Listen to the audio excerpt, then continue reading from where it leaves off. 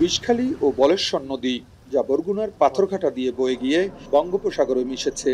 এতে পার্শ্ববর্তী এলাকাগুলোতে পর্যাপ্ত পানি থাকলেও সুপেয় পানির সংকটে রয়েছেন পাথরঘাটার বাসিন্দারা। পানিতে লবণাক্ততা থাকায় একই অবস্থা পটুয়াখালীর কলাপাড়া, রাঙাবালী ও গলাচিপা উপজেলায়।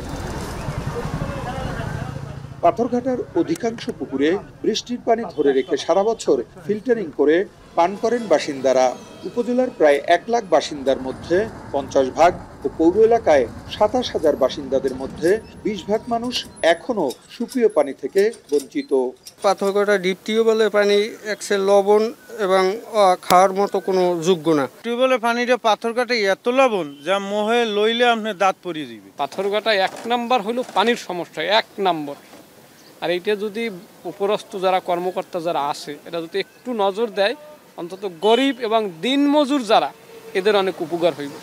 এদিকে বরগুনার তালতলির লালুয়া গ্রামের বাসিন্দারা বছরে মাত্র একবার ফসল ফলাতে পারেন। কৃষকরা জানান, সিডরের পর লবণাক্ততা বাড়ায় ফসলের স্বাভাবিক উৎপাদন ব্যাহত হচ্ছে। সিডরের পর লবণাক্ত পানি ঢোকার কারণে আমাদের এখানে ওই শুধু একটি খন্দই হয়। এখন ধানটা বাইরে, ওই সময় লবণটা জাগিয়ে যায়, জাগিয়ে গেলে আমাদের ফসলটা সিটে হয়ে যায়। সরকারে তো আমাদের মিষ্টি পানি যদি ব্যবস্থা করে, তাহলে তো আমাদের মানে এই ফসলটা দেওয়ার মতো আমাকে পরিবেশ হয় আর কি। স্বাস্থ্য বিশেষজ্ঞরা বলছেন, শরীরে প্রয়োজনের তুলনায় মাত্রাতিরিক্ত লবণ ক্ষতিকারক। এতে হতে পারে ডায়রিয়া, চর্মরোগ সহ অন্যান্য স্বাস্থ্য সমস্যা। কলাপাড়া, কুয়াকাটা থেকে শুরু করে পায়রা নদী পর্যন্ত আমরা অনেক বেশি, দ্বিগুণেরও বেশি টলারেবল রেঞ্জের থেকে স্যালাইনিটি পেয়েছিলাম। ইউরিনের সোডিয়াম কনসেন্ট্রেশন স্বাভাবিকের মাত্রার থেকে অনেক বেশি। ব্লাড প্রেশার মেজারমেন্টে সেটি ওখানে 22% গর্ভবতী মায়েদের মধ্যে আমরা হাইপারটেনশন পেয়েছি, যেটি নিঃসন্দেহে অ্যালার্মিং। বিশেষজ্ঞরা বলছেন, দেশে 907টি নদ নদীর মধ্যে বরিশাল বিভাগে আছে 99টি। ফলে এসব অঞ্চলের মানুষ নদী নির্ভর। তাই বিপর্যয় এড়াতে লবণাক্ততা আর বাড়তে দেওয়া উচিত না বলে মনে করছেন তারা। লাইন ওয়াটার মূলত আমাদের এখানে দুইভাবে প্রবেশ করে। একটা হচ্ছে সারফেস দিয়ে, যেটা ল্যান্ডের উপর দিয়ে, আর আরেকটা হচ্ছে আমরা দেখি না, এটা মাটির নিচে আমাদের যে একুইফার আছে, একুইফারে স্যালাইনের ওয়াটার প্রবেশ করছে, যেটা আমরা টিউবওয়েলের ওয়াটার লবণাক্ততা সেটার মাধ্যমে বুঝি যে আমাদের একুইফারে লবণাক্ততা প্রবেশ করছে। এই যে লবণাক্ততা পানিতে এবং মাটিতে, এটাকে আর বাড়তে দেওয়া যাবে না, এবং এটার জন্য একটা সমন্বিত integrated water management system develop করতে হবে।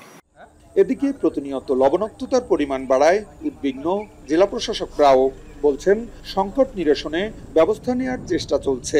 যেভাবে লবণাক্ততা দিনকে দিন বৃদ্ধি পাচ্ছে, আসলে এটি জনস্বাস্থ্যের জন্য এবং ভবিষ্যতে অদূর ভবিষ্যতে একটি সুপেয় পানির একটা বিশাল সংকট হবে। বিভিন্ন প্রতিষ্ঠান গবেষণা করছে, আশা করছি যে আমরা ভালো একটি ফল পাবো। এই বিষয়টি আমাদের নজর আসার পর আমরা আমাদের ঊর্ধ্বতন কর্তৃপক্ষকে এবং আমাদের ডিসিস কনফারেন্স যেটা হয়, সেটাতে আমরা একটা চিঠি লিখেছি যে যদি এই অঞ্চলের জন্য, অর্থাৎ বরগুনা জেলার জন্য যদি আলাদা কোনো একটা সেচ প্রকল্প, সমন্বিত সেচ প্রকল্প নেওয়া যায়, যে সংকট সেটা দূরীভূত হবে।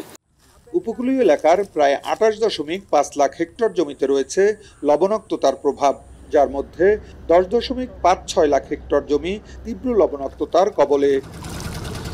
পানির অপর নাম বলা হয় জীবন। পানি বিশুদ্ধ বা সুপেয় না হলে তা কিন্তু জীবন হানিও ঘটাতে পারে। পানি এবং মাটিতে লবণাক্ততা বৃদ্ধির কারণে যে সমস্যা তৈরি হয়েছে, সেটি কিন্তু ব্যাপক আকার ধারণ করতে পারে আগামী দশকে। সমুদ্রপৃষ্ঠের উচ্চতা বৃদ্ধি এবং জলবায়ু পরিবর্তনের প্রভাবে এমনটা সৃষ্টি হতে পারে। এজন্য দরকার গবেষণা এবং যথাযথ পদক্ষেপ গ্রহণ করা। ফেরদাউস সোহাগ, এখন, বরগুনা।